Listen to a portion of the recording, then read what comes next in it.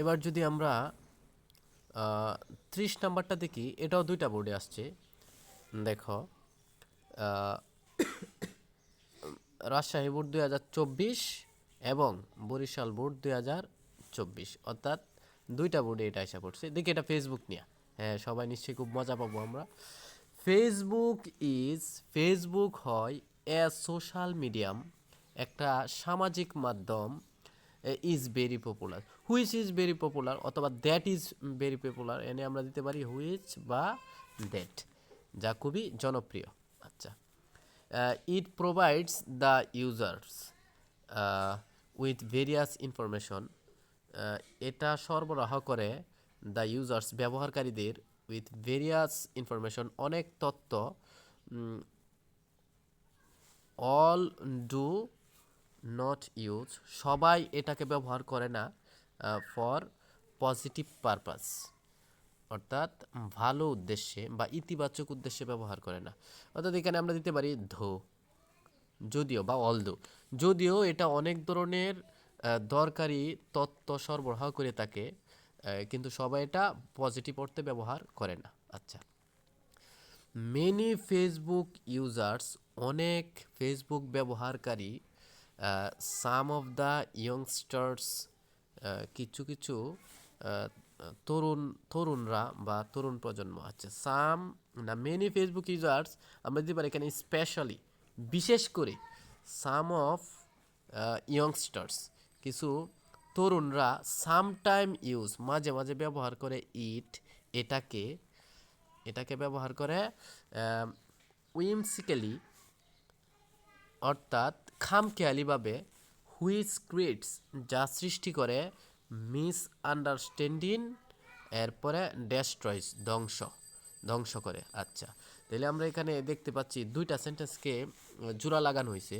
দুইটা সেন্টেন্স জোড়া লাগানোর ক্ষেত্রে আমরা ব্যবহার করতে পারি নট অনলি মিস আন্ডারস্ট্যান্ডিং, কেবলমাত্র ভুল বোঝাবুঝি নয়, বাট অলসো, এখানে আমরা দিতে পারি বাট অলসো, বরং ডেস্ট্রয়স, ধ্বংস করে বা নষ্ট করে, সোশ্যাল পিস অ্যান্ড অর্ডার, সামাজিক শান্তি এবং শৃঙ্খলা। তাহলে একবারে খুবই সহজ এটা। আচ্ছা, এরপরে যদি আমরা এখান থেকে আরেকটা দেখি, এরকম দেখতে পারি আমরা তিনটা বোর্ডে আসছে। এই যে দেখি, চিটাগাং বোর্ড 2024-এ আসছে, আবার এটা কুমিল্লা বোর্ড 19-এ আসছে, আবার যশোর বোর্ড 19-এ আসছে। এটা খুবই ইম্পর্টেন্ট মনে হয়, এটা আমরা একটু দেখে ফেলি। মর্নিং ওয়াক নিয়ে, morning walk is, morning walk হয়, অর্থাৎ সকালে হাঁটাহাঁটি হয়, এ গুড হ্যাবিট, ভালো অভ্যাস, for all classes of people, সকল শ্রেণীর লোকদের জন্য। It is a simple exercise,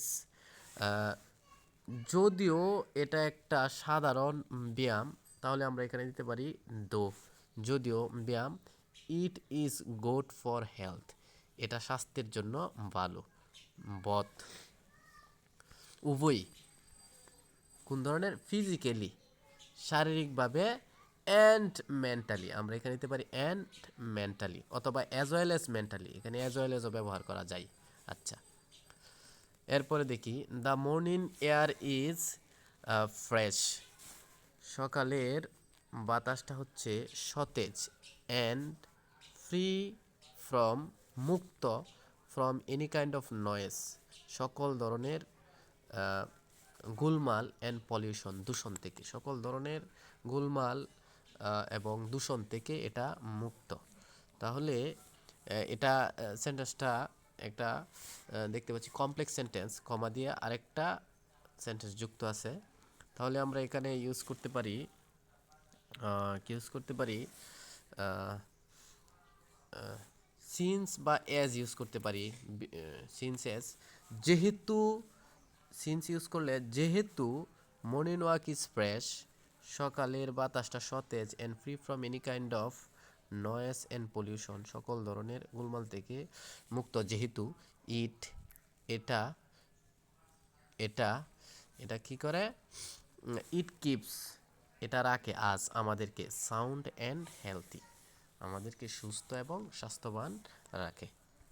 অর্থাৎ যেহেতু সকালের বাতাসটা ভালো, সেজন্য স্বাস্থ্যবান রাখে। মর্নিং ওয়াক, সকালের হাঁটাহাঁটি, কোস্ট নাথিং, কোনো